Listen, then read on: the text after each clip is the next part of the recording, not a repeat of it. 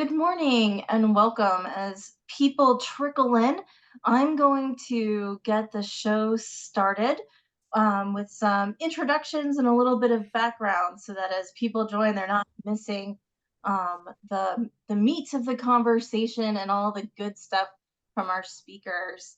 I'm Nan Swift. I'm a resident fellow at the R3 Institute where I work for the governance program. We work on trying to make, the government and all this work a little better.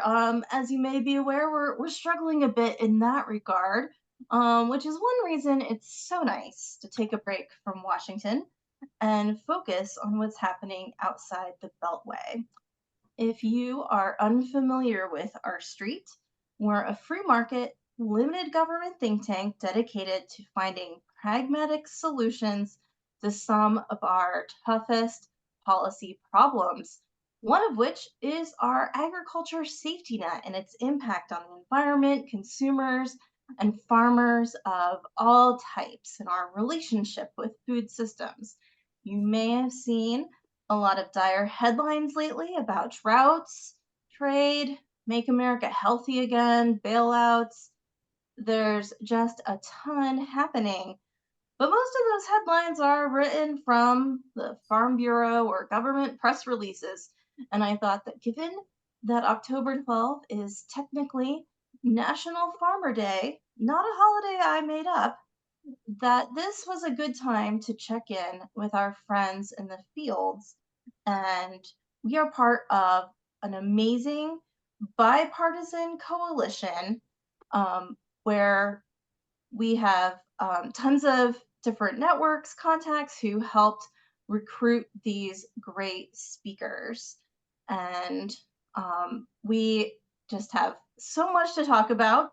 I'm going to introduce each farmer, who will then take a few minutes to tell you about themselves and their work. Then we're going to jump right into it with a lot of questions for a friendly discussion. I may interrupt, they may interrupt. It's going to be a great time. And while I do have a long list of things Nan is curious about, we'd like to prioritize your time and your questions. So please put those in the Q&A and we'll raise as many as we can. Let's get started. We have a ferociously smart group of people here today who will help us raise important questions like, what am I doing with my life? I don't have time to read their many accomplishments, so please check out their biographies, which will be in the chat shortly. First up, we have Adam. Adam is a regenerative agriculture leader farming 2,400 acres in Cotton Plant, Arkansas. He has a BS in botany from Arkansas State University and an MS in entomology from the University of Arkansas. And he's a fourth generation farmer. Adam, please tell us more about your work. Yeah, we fourth generation farmer in Cotton Plant. So if you look at a map of Arkansas and you follow Interstate 40 from Little Rock to Memphis, I'm halfway 7 miles north of a town called Brinkley. So look me up. If you ever come through, come visit. But yeah, we grow corn, soybeans, rice, and occasionally cotton. Used to farm 8,000 acres and have recently downsized to 2,400, which was a great move. But we farm regeneratively, cover crops, as little tillage as possible. We reduce our fertilizer inputs, herbicide inputs, so our low cost of production is one of the reasons we're able to weather this storm right now. So that's kind of what we do. Thanks, Adam. Next, we'll hear from Joe Morgovich. Joe is a farmer in Goshen, New York. I might be pronouncing that wrong, but he's a co-owner of Morgowitz Produce, farming alongside his two brothers and his mom and his son and niece. It's a family affair. He is a fourth and fifth generation farmer providing amazing produce, even disgusting cilantro to hungry customers in New York City. Please tell us more, Joe. First of all, good morning, and thanks for the opportunity. I don't know that you're speaking from that I'm an intelligent speaker, but I definitely have many years under my belt. I've been doing this for my whole life. Highest education was high school, and then just practicing what we do. My mom is 85. She still takes part in the daily activities. We grow a large variety of fresh market crops, from arugula to zucchini, about 40 different crops, not counting the different colors of peppers and varieties of peppers and things like that. We operate right now on approximately 350 acres in black dirt or muck land in the Orange County area, Goshen area of Orange County in New York in the tri-state region. Majority of our produce, or virtually all of our produce, winds up in the metropolitan area, whether through our retail farm markets, which we operate 10 a week, not counting the farm stand. And the other winds up in wholesale outlets, which might wind up in ShopRites, Price Choppers, Wegmans, whoever those people have accounts for, Cisco, Baldor. A large part of our wholesale crops include kale, collard greens, cilantro, radishes, leeks, celery, things that we ship in bulk, bunch carrots, things of that nature. Some of the smaller items, such as string beans or arugula, are pretty much for retail operation. I am fourth generation. My son and niece would be fifth generation if Lord allows us to continue and we can still show our profit. So that's a little bit about myself and a little bit about our history. Thanks so much, Joe. And we're going to move west across the state of New York, where we have Sarah Cardin, who is from Bloomfield in the Finger Lakes region, a personal favorite area of mine. In addition to running a successful organic vegetable farm, Sarah also works for our amazing partners at Farm Action. Sarah has a BA in evolutionary biology from Harvard University and cares deeply about our nation's food systems. She's a busy lady. Please tell us more, Sarah. Hey, Nan. So yes, I'm here sort of with two hats, I guess. So I am the Research and Policy Director at Farm Action. Farm Action is a nonpartisan, farmer-led watchdog organization that advocates for accountability from both our government and large corporations within the agricultural sector. In addition to that, I own and co-manage along with my husband a 40-acre organic vegetable farm over in the Finger Lakes, just south of Rochester. We sell it primarily into wholesale and processing markets. And so, some of the similar overlap to some of the customers Joe was mentioning. We also operate a line of frozen soups that we produce with produce that we're growing and sourcing from other farms around the area. So, yeah. Thanks so much, Sarah. We're going to go even further west. We have with us Bryn. Bryn grew up on her family's produce farm on a dirt road outside Granville, Ohio. She earned her undergraduate degree from Miami University and a master's in public health from the George Washington University. This is extra interesting. Bryn began her career as an epidemiologist with the Navy and Marine Corps Public Health Center. And I'll let her tell you how she got to here from there. Thank you. I have a lot of, lap over from Joe when it comes to our agricultural side. My family's farm actually is only 30 years old. My dad is a veterinarian, and we grew up in Colorado in the Mesa. And he knew that my brother was meant to be a farmer even at the age of 10. And so he bought a farm in Ohio where there's water in order for us to farm. And so we always joke, my dad at 50 bought a farm for a 10-year-old, and we're still doing it.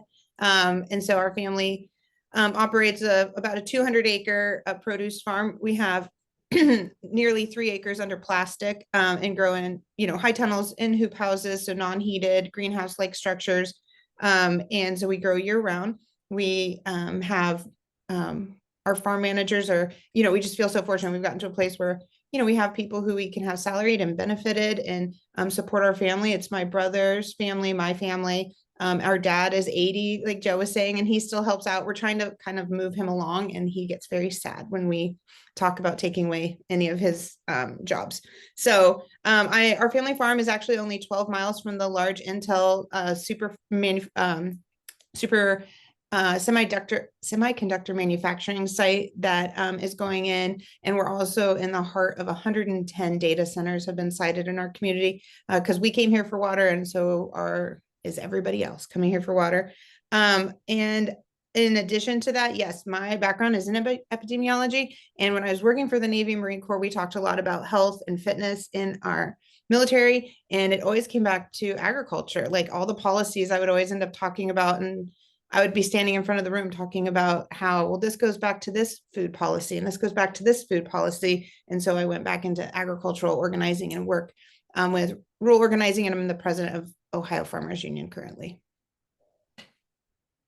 Thanks so much, Bryn. And finally, I am so pleased to introduce Scott Kincaid, who is a soy and corn producer from Northeast Nebraska. If you are a serious ag wonk, you may recognize Scott from his appearances on the Taxpayers for Common Sense podcast, which is where I first heard him. Scott spent the entirety of his 66 years on a farm in Northeast Nebraska, except for the 4 years he spent getting an ag economics degree at the University of Nebraska. Now, Scott claims that this was back when the earth was flat, which is understandable because probably farming was much easier back then. Scott, please tell us more about yourself and your farm. Well, yeah, I grow corn and beans here in Northeast Nebraska, but I would say it was not a lot easier then. That was a lot of work back then compared to what we do now. I remember as a kid, we plowed and disced and rotary hoed and cultivated, and we had hay and cattle and hogs. And I think about the work my ancestors did, and I don't think I would have survived. I don't think I would have made it because it's a lot easier now in that regard. But yeah, we grow corn and soybeans, mostly dry land, a little bit of irrigated. It's hilly here, probably different than what most people think of when they think of Nebraska. They think it's all flat, but Northeast Nebraska has some rolling hills, and because of that, I do pretty much entirely no-till because I've seen the erosion results from the tillage, and so that's my story, I guess. Thanks, Scott. And this is just a reminder to everyone who has joined us. Please put your questions for these folks, and they can be on anything in the Q&A. If not, we're gonna just keep plowing #FarmJoke through the list that I have. First of all, I wanted to ask all of you, what are the biggest myths, stereotypes, or misperceptions that people have about farmers? I ask because just and I'm guilty of this too. We just see farmers, the term used to represent like a huge group of people, and just represented here, we have a lot of different types. So what are the things that people don't understand that you run into? I'm not going to speak for long, but I'll just say one of the biggest misperceptions is how small farming and those involved in agriculture are. You know, it is just a little over 1% of America are farmers. And in our rural communities, you know, a lot of times we put farming as the largest industry in rural communities, but it's, you know, it continues to be healthcare, manufacturing, education, you know, and so I think that sometimes people don't realize how much we are easily overlooked and how easy it is for our legislators to kind of ignore some of the concerns of agriculture because we have so much consolidation. And so there's so many less farmers than there has been in our history. I'm sure Scott can speak to that for sure of what he's seen in his career. And so a lot of times people act like rural America is just all farmers, and it's still a very small population.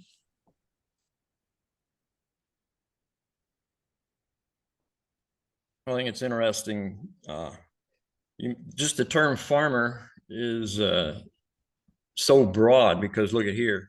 What I think of as a farmer is completely different than what these New York producers are with vegetables and such. That's totally out of the realm of perception for me. I can't really even fathom that. But I think a misperception might be what I think a friend of mine said it best when he said, as a farmer, our knowledge is broad, or it's shallow, but it's broad, compared to an expert whose knowledge is deep, but narrow.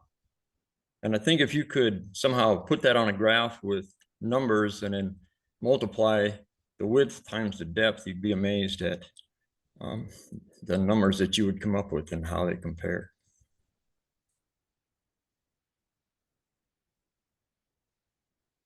Other myths, misperceptions.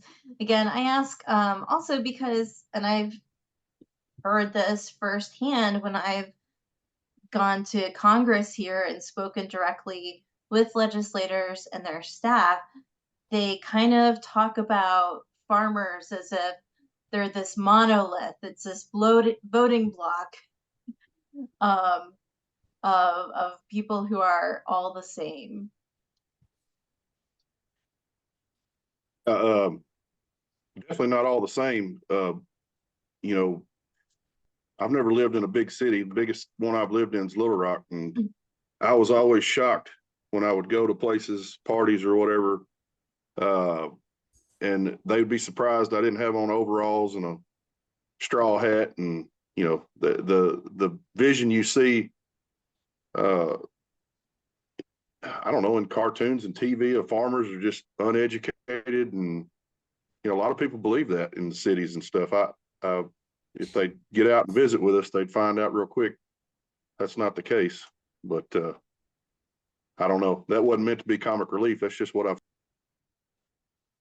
No, I would totally agree. And I think too, right now you're seeing the perception too that like farmers all have their hands out. That, you know, we all are looking for bailouts. We're all looking for subsidies. We're all looking for government benefits, you know, especially right now. And we kind of spoke about it before everyone joined us, but just, you know, right now in the comment sections and stuff, you know, that is kind of this perception that people have is that we're a monolithic voting block. And now everybody's sitting here with our hands out. And I think that, you know, there's diversity in the way that we all farm. There's diversity in what risk we have out there. There's diversity in our marketplace. There's diversity in our voting and our religions and our races. I mean, we're not a monolithic group. And I think that's a huge, huge misconception for sure.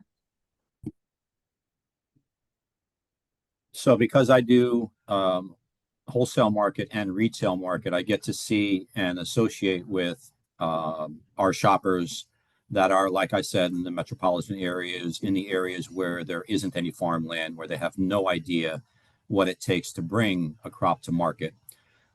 When I start explaining to some of those who are interested in hearing about it, the actual costs for me just to get the product to market and what I am able to charge for it,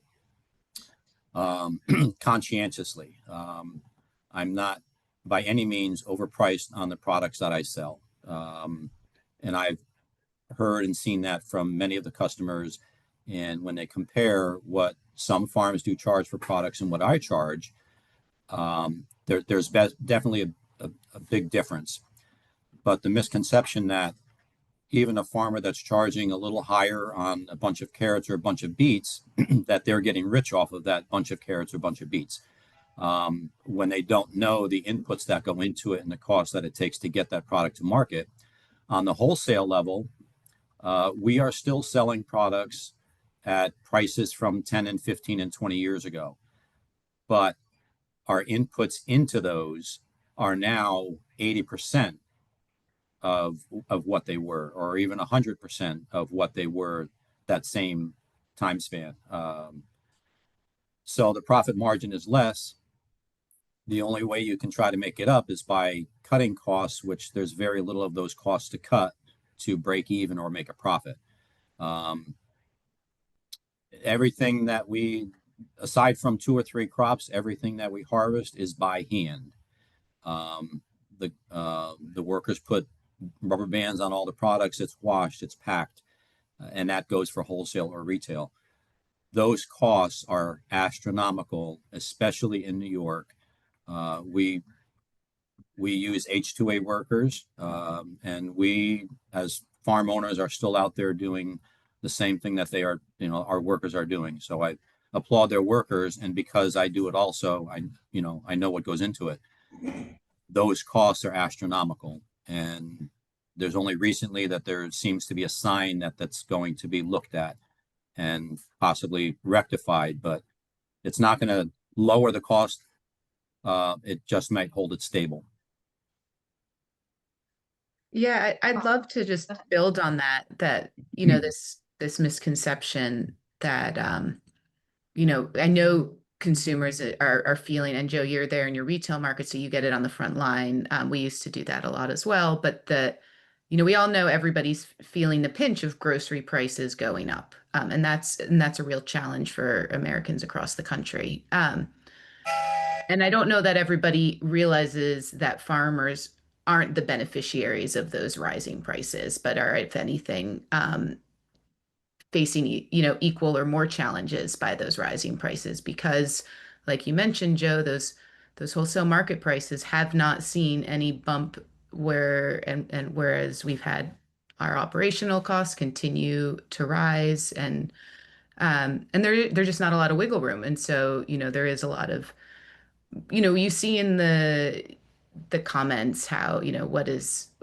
and you feel that when you're out there selling produce constantly, $3, $4 for a bunch of this. And, if you, like you said, Joe, when you start to break it down, I just think there's a lack of awareness of what percentage of that the farmer is actually taking home. Yeah. What's so funny, I'm sorry, I was gonna say what's so funny in listening to this, and I'm glad I'm listening, because we sit here in Ohio and my brother and I dream of being produce farmers in New York, because we always say, well, those produce farmers in New York, they're getting premium dollars, they're getting all the money. So he and I have this personal banter even of our perception of the New York farmers. So it's good for me to hear this too. I'm probably closer to you, Bryn, than I am to Joe. So just for I wish that were true. We all feel it, and it doesn't matter to me. It doesn't matter if somebody's growing a commodity. It doesn't matter if someone is growing, as a monocrop. Like Scott, you are, I'm sorry, what you said you were. Corn and soybeans. Corn and soybean. So it doesn't matter if you're growing that kind of crop, the return, or the expense is still a large part of what you're doing. To be more technological or mechanized is, in some cases, out of the question because of the cost of the technology. We've looked at different avenues, and it's very, very cost prohibitive to get into that. And there are some things that we are looking at, but we've got to take care of our past bills before we can invest that much more. Yeah. And those investments have to make money. Right.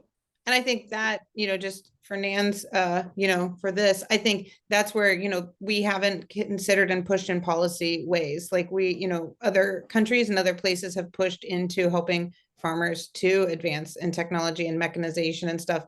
And that is something that it just never comes up. We just still, from a policy standpoint, we still do not talk about how do we support farmers and mechanization, because yeah, we're still out here hand picking all of our sweet potatoes, and that, we don't have to do that, but it's so expensive. I mean, a sweet potato picker is more than we'd make in 3 years harvest. So Wow, that's fascinating to me. I would like to talk more about your sweet potato picker dreams at length. I think everyone knows I have a sweet spot for farm technology, but I do want to prioritize the questions that we're getting from people who took the time to be here. And I'm going to kind of combine some, because I think they're asking similar things. First, broadly, I just want to ask, like, what's the biggest challenge for you right now as a farmer? Let's start with Adam.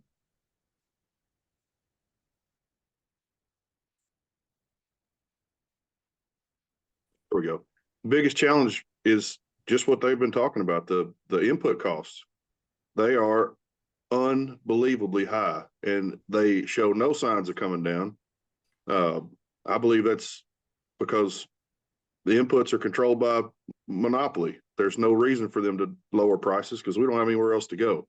I've been harping on this at length on social media since 24, when I read an article, I think it was in Farm Action, big fan, by the way, about big ag lobbying the government for these subsidies that we're may or may not get and have been getting, to make themselves whole, not us, because we're just a pass-through entity. They charge us what we can't pay and then go to the taxpayer to make up the difference.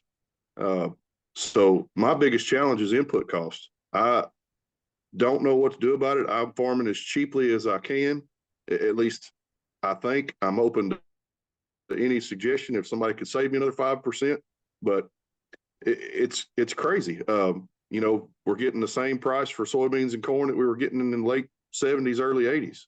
And the input costs are, $1 million for a new combine. I mean, just like a sweet potato harvester, there's no way to pay for one of those on a 2,400 acre farm.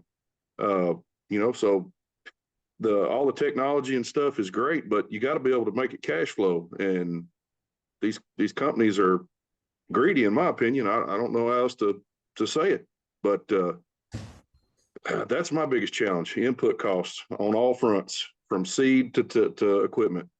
That's the biggest challenge. And I would just say, when you're talking about the input costs, I mean, that's across all of the industries. And so most of that just comes back to, monopolization, and to, since the 80s, we just haven't really not worked on our antitrust laws. Not the 80s, my gosh, the 1930s, let's be honest.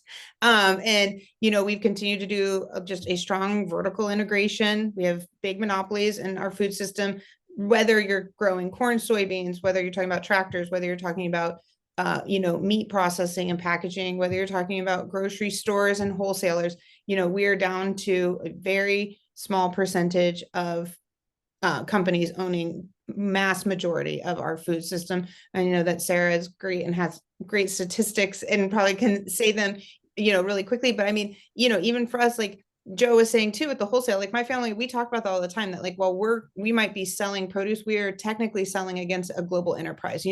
We, on the corner street in Granville, Ohio, we are technically competing against a global food market, where we have just a few industries that, price produce where they want to price it, and we have to match that, or at least be close.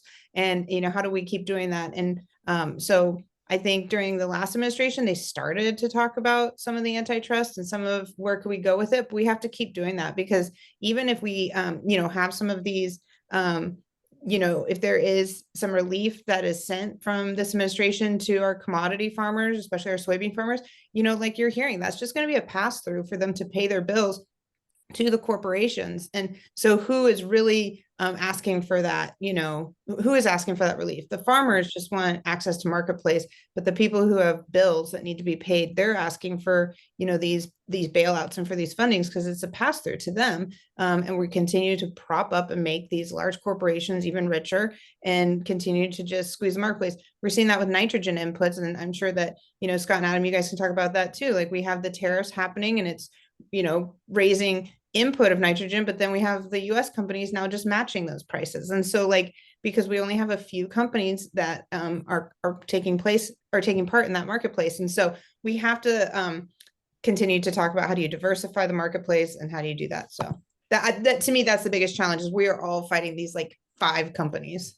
Yeah. And then just to build, there's been a lot of talk about inputs because that's really what is driving a lot of these bottom lines. But the implications of those markets being consolidated amplify across our food system because they drive consolidation in all the other markets too. So, I hear everybody here, and I'm a first generation farmer. So you all talk about your acres, and I get very envious because we have worked tooth and nail to carve out access to 40 acres of farmland because farmland prices are so expensive. And that, I think trying to start a farm now looking at what, being able to access a couple hundred acres or 1,000 acres is really not a realistic pathway for a first generation farmer in a lot of areas right now. And that also amplifies into, into these marketplaces that we're selling to. So for us, we did almost 15 years of direct sales and doing CSAs and direct markets and eventually transitioned out of that as we aged as we had kids and just didn't have the acreage to, didn't have New York City. It wasn't a good model for us to maintain going on. But then what do you sell into? There's really not a lot of markets outside of that to sell into, particularly where you can actually get a price point that's going to look at these input costs and look at and balance and Bryn, sort of like you said, I mean, we we talk to our buyers and they're there's trucks sitting on the border in Canada that they can call in the moment we say, we had a buyer, we do a lot of heirloom tomatoes. We were getting we had a buyer who was taking, 6 to 10 skids a week from us, which is a lot for our production size. And we had one price, I think it was 22 a flat we were getting. And one week they just said, okay, we're going to pay you 13 now. And that's it. And there's nowhere else for us to go with those tomatoes. So you either take that price or you just plow the crop in. I mean, that's really what our options are. So, this consolidation in inputs is there, it's in markets, and this is this issue that farmers are talking about where they don't have any room to move anything around. They're just sort of squeezed between all of these major buyers and sellers. I just want to echo what already has been said. They've said it so much better than I can, but it's you've heard the term monopoly 2-3 times in competition, and that's where the problem really is. We don't have any competition. Competition solves a lot of problems and makes everybody better. It's good for the consumer, it's good for the producer, but we don't have enough competition, whether it's what we're selling or what we're buying. And I've always said that's really the government's role, is to ensure competition and then step aside. But instead, they don't do that and then make handouts to try to cover up, put a Band-Aid on it. And that's the wrong way to go about it. It's been a couple of years ago, there was a proposed merger between a couple of the chemical companies. I don't even remember which ones they were. And there was some questionnaire that I filled out, and I don't very often do any questionnaires of any kind, but that time I did.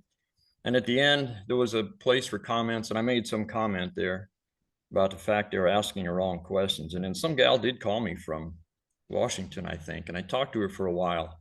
And they were asking how many places I had to go to buy herbicide.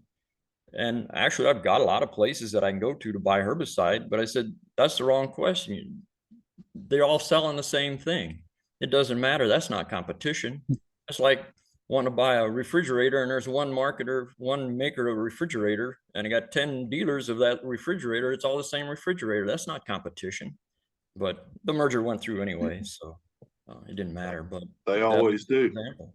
Yeah, Um, yeah, they always do. It doesn't matter. They talk about it and talk about it, but it's going to go through anyway. Yep, because the politicians who are in charge are getting paid to make sure it goes through, and then they turn around and make handouts to buy votes with somebody else's money to put them back in Congress. That's just kind of a big circle we're on. Yeah. Really. So we've heard people mention the tariffs and how it kind of gets farmers coming and going when it comes to what the inputs are and those costs, and then access to markets. A couple people are asking, are you feeling the effects of the new tariffs? Can you dig into that just a little more? Not, yeah, absolutely. And it's already been mentioned, you know, the export side is what's in all the news right now, you know, the soybean market and that. Yeah. But the tariffs that are affecting us are not new. This has been going on for a while. The protectionist tariffs. You mentioned nitrogen, Bryn. I think it was you mentioned nitrogen. Foreign nitrogen can't make it to our shores and be competitive because of either A, protectionist tariffs, or B, market manipulation. The two companies that control all the nitrogen in the U.S., nitrogen in my area's pricing is based on barge shipment at New Orleans. So if a foreign barge comes in, the price that it gets in New Orleans is how all the nitrogen on the Mississippi River is priced. And those two companies bid that barge up to match their price. Now, that is market manipulation at its peak, and nobody even looks at it. So instead of us getting a cheaper nitrogen source from China or India, they bid it up, or there's a protectionist tariff put on it.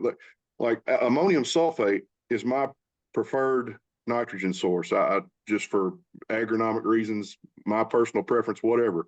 But it is priced so high in the United States because there is a tariff put on foreign ammonium sulfate.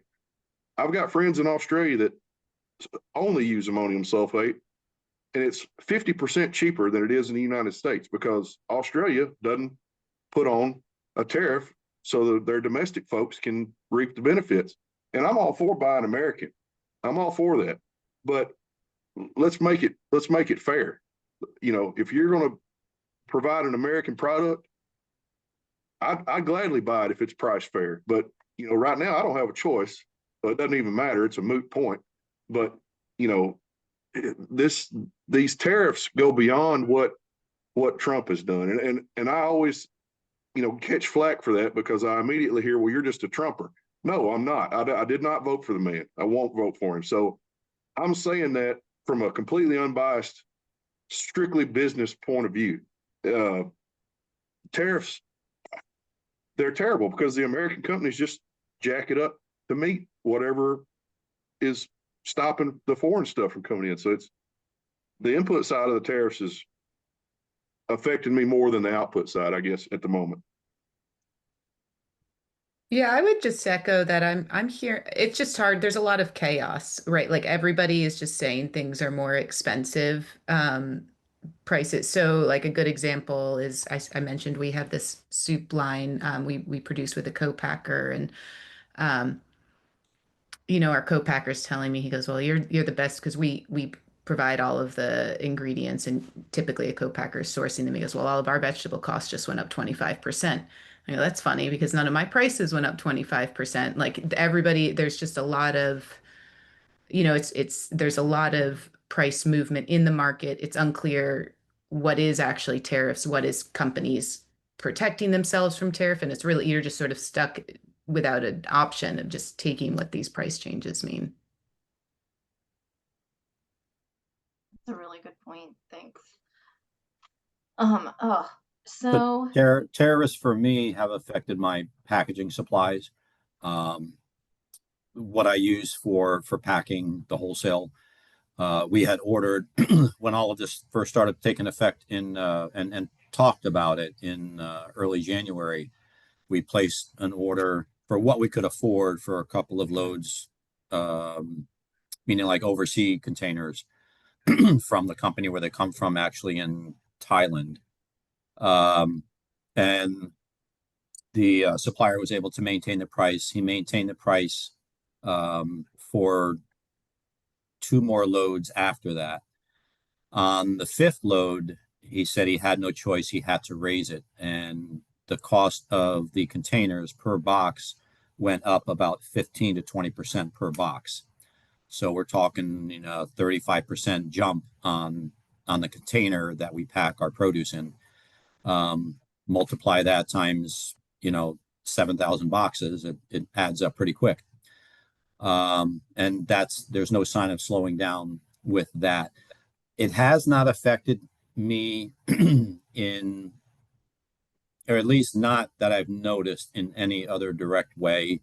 Of course, things cost more when you're talking about repairs and some bulk supplies for things and, chemicals and things like that, fertilizers.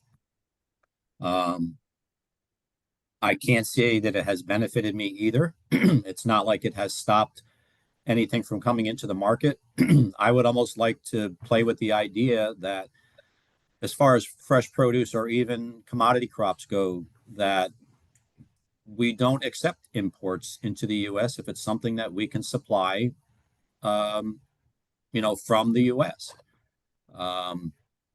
There wouldn't be as much competition from Canadian farmers who, whether they say it or not, are subsidized for their products if it falls below a certain price when it comes into the New York market. We've known it for years. They're still protected to maintain and guarantee them a certain price, no matter what it falls to in the New York markets where they access. Whether that could ever happen, I don't know. That would mean a big policy change on imports and exports and foreign affairs. But it'd be nice to see that so that we are protected in being able to sell our crops that are raised in the U.S. You might see some produce growers grow back because there's a better access to the markets locally.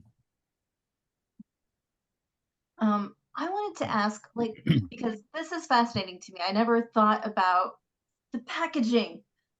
People focus so much about soybeans, every headline, and then we drill down a little and we think about farm equipment and some things like that. But I never thought about packaging. But what are there public policies that really affect your overall farm business, your family, just your broader decisions that people don't think farm or aren't part of the farm bill, aren't part of ag discussions, but are very much part of your overall business decisions? Health insurance.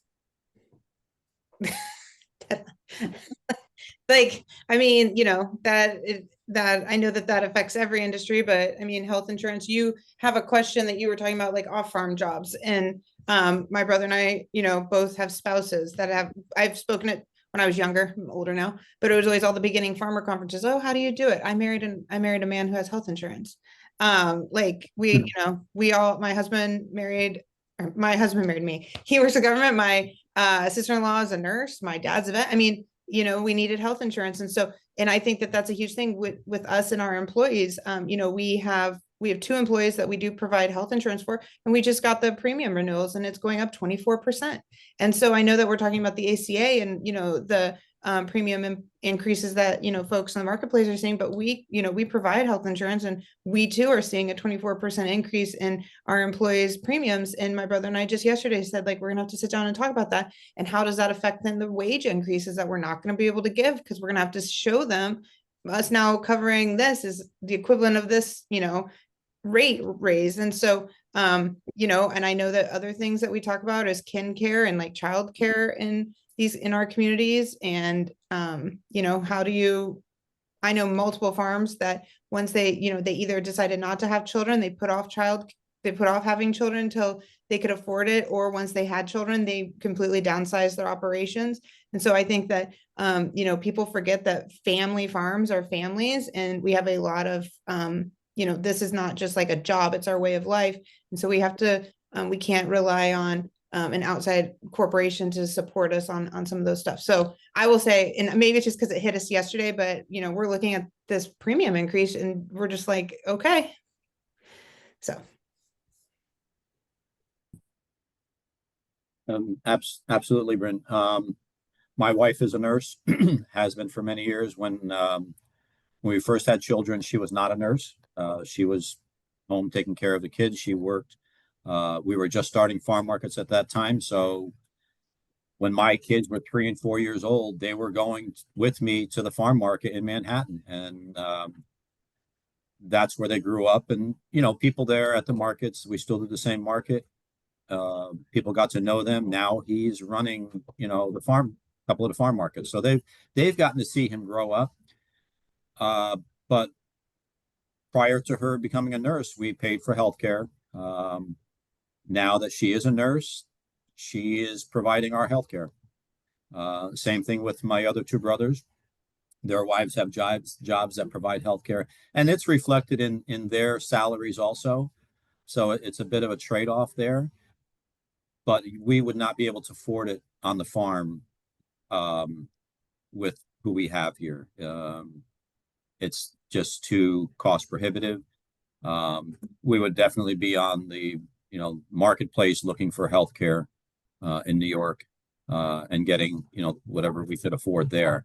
But it's definitely a big nut if you've got to pay for it. Adam, Scott? Well, I do pay for my own health care, and it is astronomical. And it's through the ACA.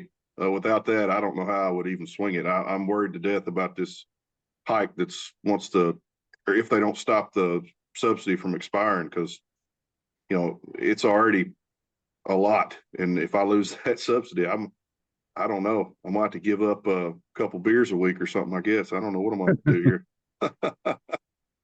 Can't give that up. That's like medication. Man, I'm telling you. Yeah, healthcare, that was a perfect answer, because it is a substantial cost. And I'm full-time on the farm. I don't have an outside job or spouse currently, so I gotta carry that cost, and it's substantial. Mm-hmm. And I guess I would have to agree with everyone else as far as that goes. And I can't think of anything right off the top of my head. Another topic that would apply, but yeah, healthcare is huge. Yeah. That's such an important reminder. I have to plead ignorance. It wasn't until I had a conversation like this with some family of friends who are also farmers in Nebraska. You're sitting around the virtual table and they were telling me this, and I was like, oh, things that never occurred to me. And one reason why I think doing things like this and talking to y'all is so important. Although I do have a vision of Joe's children at the farmers market probably becoming very good at math from making change.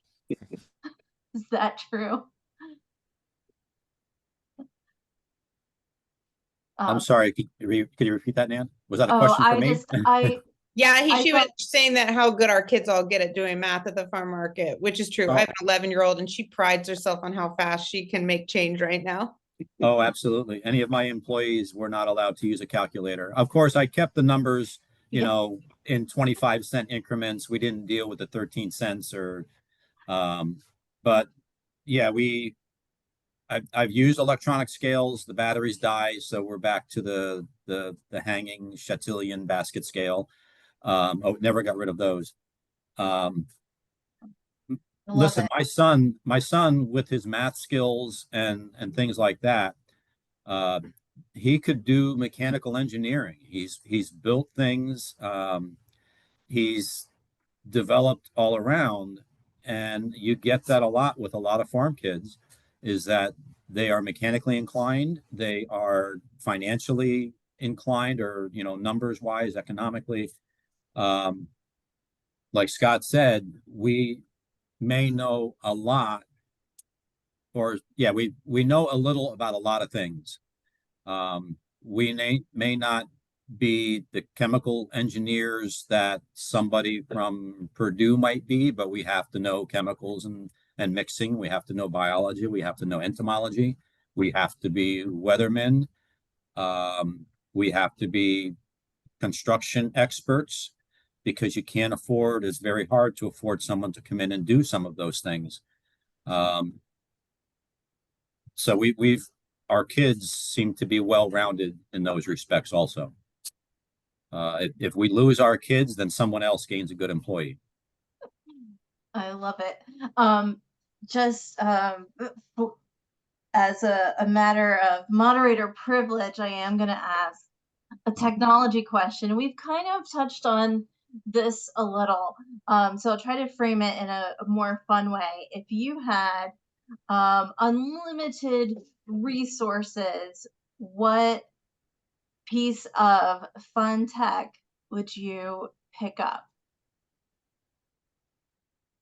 Well, I think that would be an easy question for me to ask. It's not a piece of technology. I wish I had an IT person that could make the technology that I have work when I need it and help me get the most out of it. I only use it periodically, and I don't use it on a regular basis, a day in and day out. And so I have to relearn it, everything when I need to do it. And it's so hard. I gotta try to remember. I know I did this once. How did I do it? And that kind of thing. And that's really frustrating. So I often wish I just had an IT person just make this work right when I need it right now.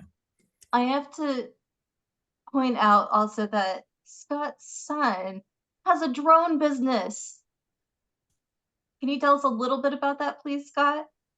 Yeah, he has a custom application business because, like we talked about, young people to get started, you got to have an off-farm job or something. Well, that's kind of his off-farm job. He's got a self-propelled sprayer and 2 drones, and of course, the drones use a lot of technology. They use GPS for steering. They have LiDAR for terrain following, and they have sensors to see obstacles, to avoid them because they fly autonomously, which leads to something that, issues that come up.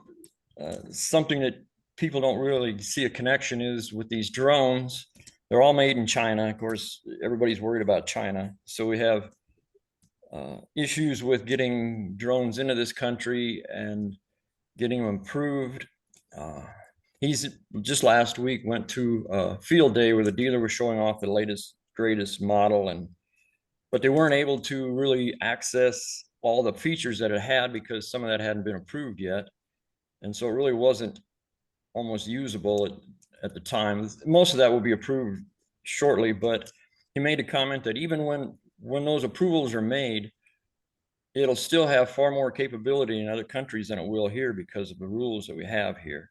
And that goes back to the fact that it's using the technology, the GPS, and because it flies, falls under FAA rules. Because it uses radio communication and communicate with a controller, it falls under FCC rules. And so those are limiting what it can do. And they're always talking about banning things and doing away with things. I visited with the owner of that business that sells the drones, and he says it's important to maintain a pathway forward to be able to use this. We've got to be careful how we control it, or we're going to take that technology away from being able to do what these drones can do for us here in this country. And I think that's something that people overlook. They focus on China, but there's room for both somehow, but we got to find that. And that's another one of those non-direct farm things that you wouldn't think about. Right. Other people, if you won the lottery, and it's a good lottery, a big one, not like $10, what are you going to invest in? Probably some beachfront property away from this farm. But if I had to spend it on the farm, I would get that See and Spray tech that John Deere's. Well, they didn't develop, but they bought the company that did. Another one of those good old mergers. But that tech makes a lot of sense to me as far as an environmental stewardship standpoint. Just we're developing resistances, all of our chemistries, and if you could use a really potent, broad spectrum pesticide on a 1% of your acres or just wherever the weed is, that tech is great. Problem is it's cost prohibitive. $750,000 for the spray rig plus a per acre subscription fee to go on top of that to use it. So, you know, how bad do they want that tech out there? Not very, because there's no way I could afford that ever. So, you know, if I won the lottery and I had to spend it on the farm, that's what I'd get. Yeah, again, it's competition. My son has talked about that. It's great technology, but it doesn't pay because it costs so much to buy it, and the per acre cost. Eliminate, you know, what's the advantage in the end then? Mhm. Well, there's plenty of advantage for John Deere, but none for us. Yeah. Funny how that works. Yeah. So Adam, talking about that technology, that is one of the technological things that I was talking or referring to that we've recently looked at. Yeah. In your kind of crops, I'm not sure, but in ours, we're seriously looking at it because of the cost of hand labor to maintain the weeds. So where we sure. are in New York and the type of soil that we have, it's great for weeds. They germinate very quickly and they overtake the crop. And we've seen it work. We've talked to a farmer who does have one, but you're talking $500,000 that you're going to put into the equipment, a special tractor or a dedicated tractor to it, and then also subscription fees, which are $4 or $5 grand a year for their software and their upgrades and all of that. And yes, it's constantly evolving. You can cut down on some costs, but it's that initial hit. Even if it's on payments, it's that initial hit to get started and use it. And then you're dedicating a person to that, which could save in a long run, but that long run is a long ways away. Yeah.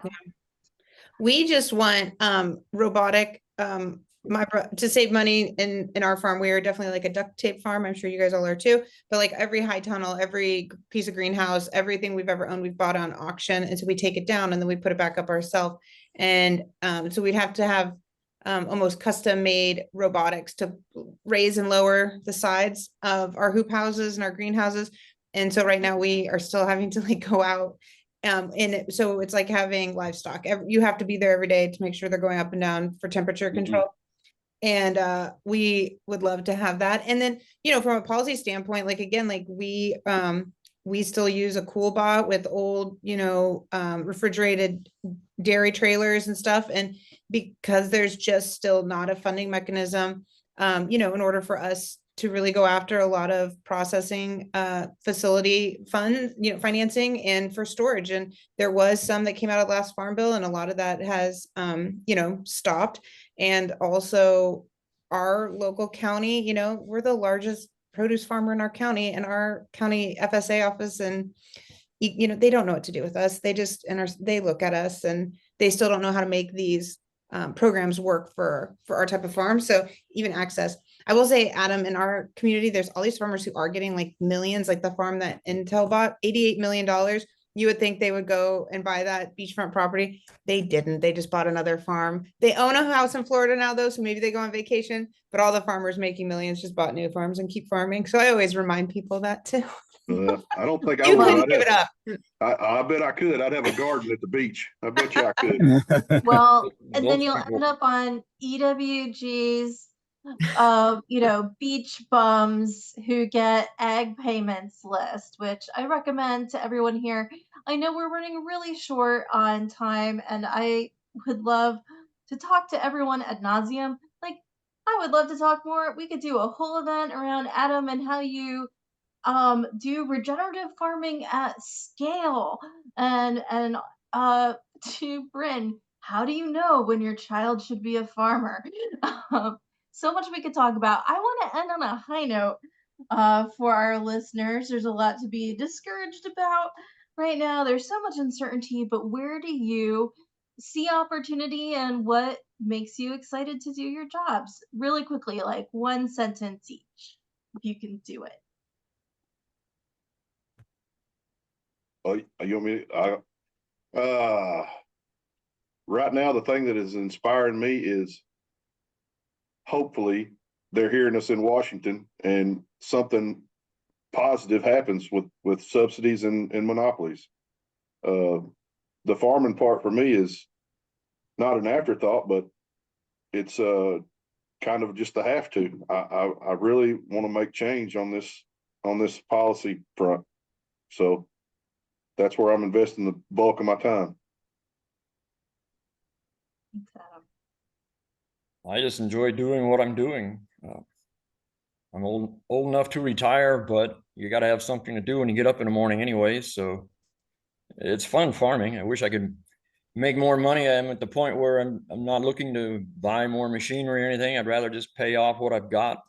It's been a little bit frustrating the last 3-4 years. I haven't really made much progress in that regard, but it's still fun doing what I'm doing. So I'll keep on doing it. That's so important.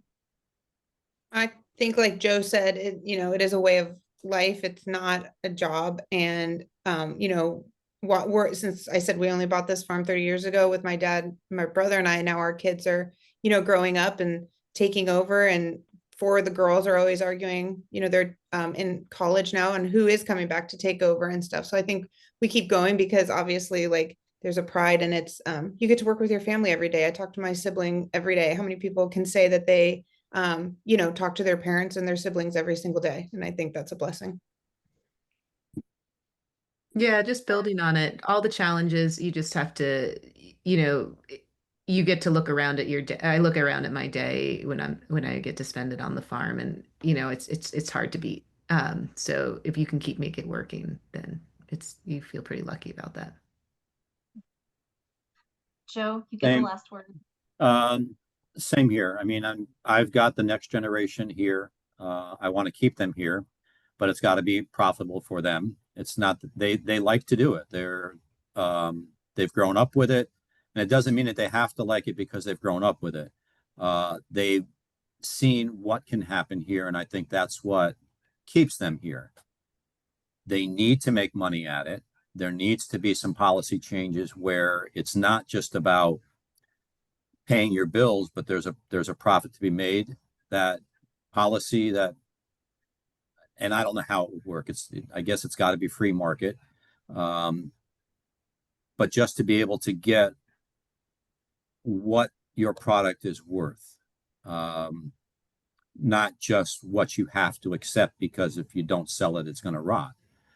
I don't know how to change that. I don't know if anybody really knows how to change that. Scott, you mentioned that you thought it was harder, felt it might have been harder to farm in the times like prior to your generation. I actually find it for me easier when I was younger. Did I like the work? No, I didn't. Now I wish I could go back and do it that way. The mentality that it takes now to run a farm is so taxing. It's like I can do physical work all day. It doesn't bother me, and get up and do it again the next day. I mean, I'm not that old, but the mentality part of it is what I do not like. I want to go out and I want to do the work, but the mentality part where you've got to spend the time planning and trying to stay ahead is the taxing part for me. It's not what I like to do. I would agree when I said it was harder physical work, but by physically. far. But the mental part, yeah, now it's far more. But yeah, it was the physical part then. I'm not sure I could have handled it, but everything was done by hand all day long. But that's not the case anymore. But yeah, it's mental. It's quite a challenge. But I guess that's part of it. I accept that. Well, I think it's clear we have so much that we could keep talking about. Maybe we should schedule that. And so much to do on the policy front after this panel. I want to take a moment to thank our panelists for taking so much time out of the fall harvest and their incredibly busy lives to be here with us. If you just can't get enough or want to share this event with a friend, the recording will be available on YouTube shortly, along with other past R Street events. Thanks so much to everyone for joining us and for your insightful questions. Have a great afternoon.